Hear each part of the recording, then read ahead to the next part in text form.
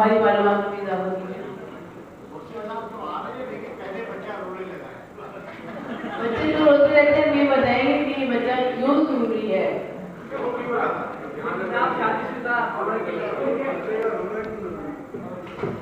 بہت بہت شکریہ تمام حاضرین مجلس کو۔ السلام علیکم۔ جناب صدر کی اجازت سے میں انتہائی اختصار سے کام لوں گا۔ یہ بچہ جو رو رہا ہے یہی وہ بچہ تھا جو ضروری تھا، اور دنیا میں رونے کے بارے میں جس قدر غمزدہ گفتگو موجود ہے، جیسے غالب نے کہا تھا کہ جو ایک کو آنکھوں سے کہہ دیں تو کہ ہے شام فراق، میں یہ سمجھوں گا کہ شمیں دو فیروزاں ہو گئیں، مگر بچے کا رونا وہ واحد رونا ہے جسے سن کر تمام احباب کھلکھلا اٹھتے ہیں۔ تو بچوں کا رونا بھی خوشی کا باعث ہے۔ میرے بارے میں جیسے ناصر علی شاہ صاحب نے فرمایا کہ شاعری جو ہے وہ سنجیدہ ہے اور نثر جو ہے وہ اس میں میں کچھ یوں کہہ لیجیے کہ لکھنے کی کوشش کر رہا ہوں، تو طنز و مزاح کے میدان میں یہ بات صحیح ہے۔ ایسا کیوں ہے اس کا ابھی مجھے صحیح ادراک نہیں ہے کہ شاعری سنجیدہ ہے اور نثر میں طنز و مزاح ہے، تو میں اس کی وضاحت نہیں دے سکتا۔ میں صرف مثال کے لیے ایک شعر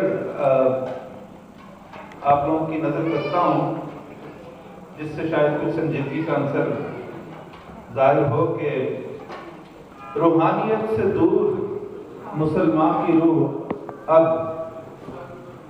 روحانیت سے دور مسلمان کی روح اب، دل دادۂ غلاظت جسم کثیف ہے۔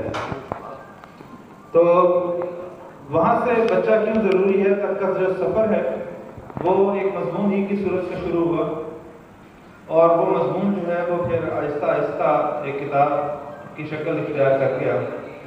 ایڈیلیڈ جانے کے بعد جو احساس بہت زیادہ ہمیں ہوا وہ یہ تھا کہ جب ہم یہاں اپنی نوجوانی میں تھے تو ہمیں یہ کہا جاتا تھا کہ انگلش سیکھیے، اور جب ہم ایڈیلیڈ گئے تو وہاں پر ہم اپنے باپ کو یہ کہتے ہیں کہ بھائی اب آپ اردو بولیے اور انگلش مت بولیے۔ ایڈیلیڈ میں آسٹریلیا کے حوالے سے ہماری ایک تنظیم ہے جو کہ پاکستان آسٹریلیا لٹریری فورم کے نام سے گزشتہ 15 سال سے اردو کی ترویج کے لیے کام کر رہی ہے۔ افضل رضوی صاحب کا ذکر یہاں کا یہ بات نے کیا، وہ اسی تنظیم کے روح رواں ہیں اور یقینی طور پر شفیق ہیں ہر اس شخص کے لیے جو اردو ادب میں کسی بھی لحاظ سے کچھ بھی کہنا چاہتا ہے۔ میں انتہائی مختصر ایک دو کوٹیشنز یہاں اپنی بک سے پیش کر کے افضل رضوی صاحب کا ایک صوتی پیغام یا وائس میسج آپ لوگوں کو گوش گزار کرنے کے بعد اجازت چاہوں گا۔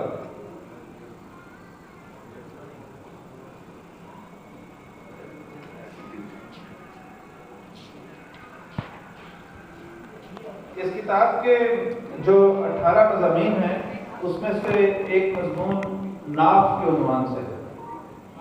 اکثر لوگ اس بات سے واقف ہوں گے کہ ہمارے معاشرے میں یہ یقین کیا جاتا ہے کہ ناف اتر جاتی ہے یا گر جاتی ہے یا دائیں چلی جاتی ہے، اپنی جگہ سے ہٹ جاتی ہے، اس سے پیٹ کی، جوڑوں کی، پٹھوں کی بہت سی بیماریاں جنم لیتی ہیں، اور ایسے بہت سے بزرگ ہمارے علاقوں میں مل جاتے ہیں جو کہ ناف کو واپس اپنی جگہ بٹھانے کا فن جانتے ہیں۔ تو ایسے ہی ایک بزرگ کو ہم نے بچپن میں دیکھا جو کہ ناف کے حوالے سے علاقے بھر میں مشہور تھے، جن کا نام چچا سکھی تھا۔ اور چچا سکھی کے بارے میں اگر آپ یہ مضمون پڑھیں گے تو آپ کو اس میں یہ تحریر مل جائے گی کہ ہمارے علاقے کے چونکہ وہ سب سے مشہور نائی تھے، اس لیے وہ ختنہ کرنے میں بھی ماہر تھے، اور ان کے سامنے تمام اہل علاقہ کے سر جھکے رہتے تھے۔ یہ بات میں نے حجامت کی وجہ سے کہی، لیکن یہ بات ہمیں بعد میں پتہ چلی کہ پچھلی 2 نسلوں کے ختم انہوں نے ہی کیے. تو بس اس مختصر اقتباس کے بعد ایک پیغام جو کہ آسٹریلیا سے آپ لوگوں کے لیے اور مسلم کے لیے ہے، یہ میں آپ لوگوں کی نظر کرتا ہوں.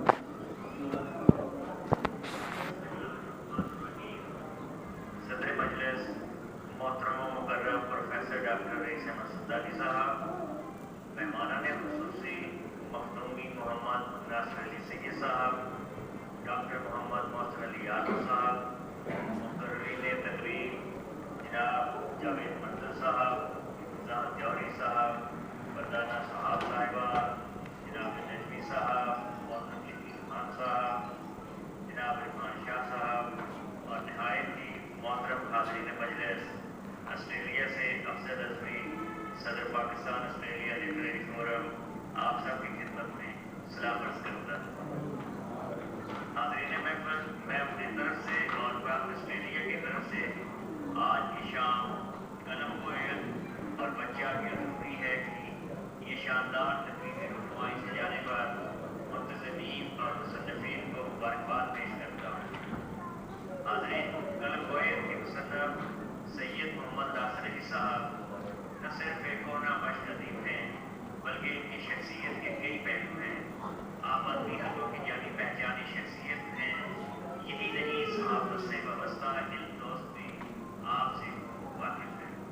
ان کی علمی اور علمی خدمات کے اعتراف میں بھارت آسٹریلیا کی طرف سے انہیں گزشتہ دنوں اعتراف اقتدار پر شیر پیش کی گئی اور یہ ذمہ داری محترم ڈاکٹر محمد محسن علی یادو صاحب نے ادا کی.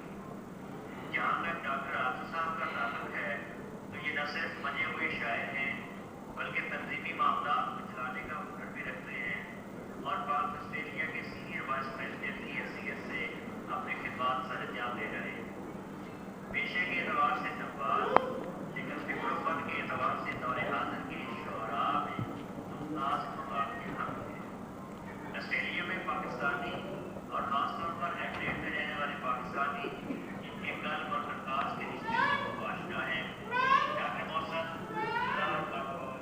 سنجیدہ اور اخلاق کی شخصیت ہے، لیکن بچہ کی ضروری ہے جیسی تخلیق اور اس کے کرداروں نے قارئین کو ان کی شخصیت کے ایک اور پہلو سے بھی متعارف کرا دیا.